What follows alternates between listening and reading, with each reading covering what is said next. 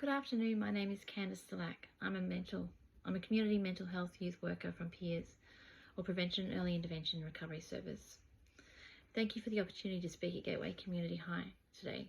I will be presenting a brief overview of the impact of tobacco and drug use on our young people, viewed through the lens of attachment theory.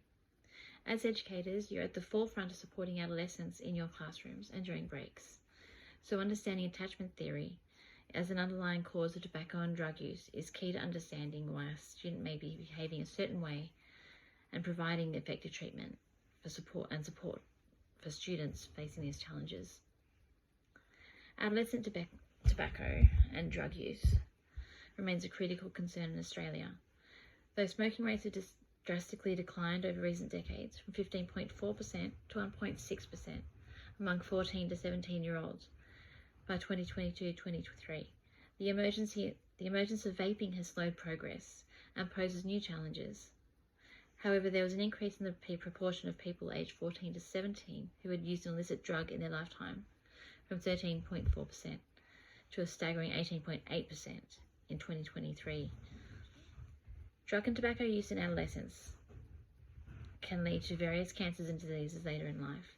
In the immediate context, the prefrontal cortex can be significantly affected. The disruptions of neurotransmitter systems, driven by altered chemical and hormonal structures, lead to impaired cognitive processing, attention deficits, increased reward sensitivity, risky behaviours. It can cause psychological disorders or worsens pre-existing psychological conditions. It can cause family conflict and create social gaps or attract similar risk-taking peers. Attachment theory was developed by John Bowlby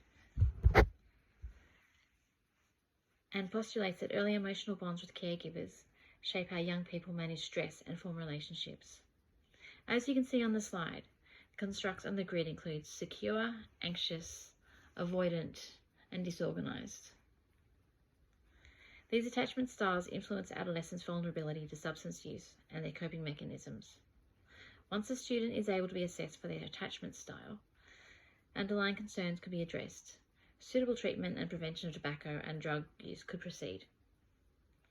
So what do the constructs mean and how do they impact the outcomes? Secure students feel confident relying on others, believe they are loved and valued, and can openly express their emotions and develop lifelong well-being, emotional stability, and relationship success. This attachment is a result of a child raised in a warm and nurturing environment, and caregivers are responsive to the child's emotional needs. Anxious students have a strong need for closeness, extreme fear of abandonment or rejection, and overdependence on partners or caregivers due to unpredictable caregiving in early childhood. Avoidant students experience discomfort with emotional closeness. They place a higher value on independence and have difficulty trusting others and relying on them in relationships, often distancing themselves emotionally as a protective strategy against potential rejection or pain. This attachment style is often due to childhood experiences with caregivers who are emotionally unavailable, dismissive, or neglectful. Disorganized attachment style students exhibit contradictory, unpredictable, and confusing behaviors in relationships, where they crave intimacy and connection but also fear it. This attachment style occurs when a child's primary caregiver is both a source of comfort and fear, such as when they are abusive, neglectful, or frightening. Research shows that secure attachment equips young people with higher self-confidence, skills to resist peer pressure, and the ability to manage stress effectively, thereby lowering the risk of substance use. Conversely, insecure attachments such as anxious, avoidant, and disorganized attachment often lead to increased risk of tobacco and drug use as adolescents. They use substances to cope with emotional dysregulation and distress, or seeking connection also heightens substance abuse. It is worth mentioning that while students on the neurodiverse spectrum have a higher risk of engaging in tobacco and substance use, they are often misdiagnosed with attachment theory styles due to its development based on neurotypical individuals. To counter this, the neurodivergent attachment theory, which attunes to neurodivergent traits, mannerisms, and complexities, was formulated and should be used to assess neurodiverse students. Oops. So what areas can teachers focus on in terms of treatments to help? Building secure relationships is important. As teachers and school staff, you have the power to foster consistent, empathetic, and supportive interactions, serving as a secure base for students. This can help students with insecure attachments develop trust and feel safe to explore personal challenges, including substance use. Your role in this is crucial and can make a significant difference in the lives of your students. Emotional regulation, mentalization skills being taught to support students to understand their own and others' emotions helps them manage distress and reduce reliance on substances as coping mechanisms. Teachers can model and teach these skills through emotional literacy and relational interactions such as skits between students. Inclusive of this would be facilitation of school programs that integrate drug education with social competence. Another treatment or idea around this would be attachment-based family and school interventions.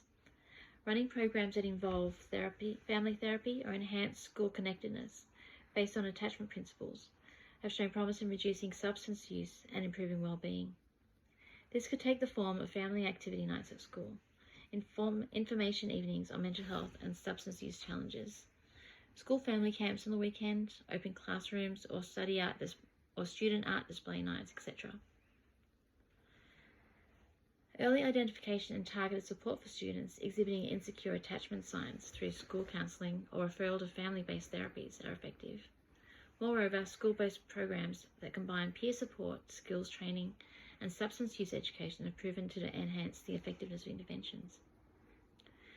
Having awareness of students who are more vulnerable to substance use due to learning challenges or no neurodivergence, as they are more likely to be high risk takers due to high impulsivity and need to want to fit in with their peers, whilst masking their potential insecurities.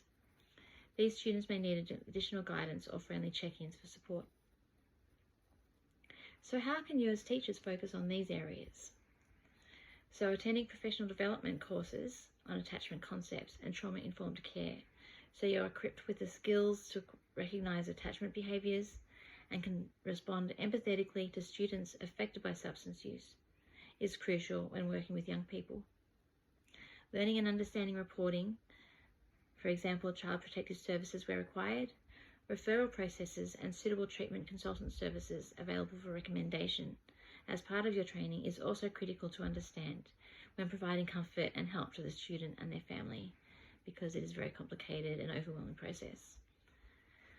Having a supervision or debriefing support person to talk to when suspecting a student is at risk of or experiencing substance use, or asked for help by the student, is important for personal and professional purposes. Having time for reflective practice would also be helpful for your mental clarity. And lastly, maintaining professional curiosity. So by recognising the complex stigmas and challenges faced by students affected by parental drug use or trauma, you should approach students with curiosity and strength-based responses rather than judgment, fostering empowerment and resilience in your student.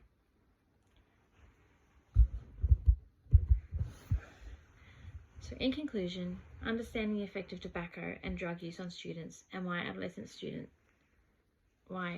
substance use occurs helps reveal why some students turn to tobacco and drugs. Applying attachment theory to student behaviours and their risk to tobacco and drugs should be able to assist teachers like yourselves to play an influential role by fostering secure relationships and promoting early intervention, helping reduce risk and support healthier outcomes. Thank you for having me. Any questions?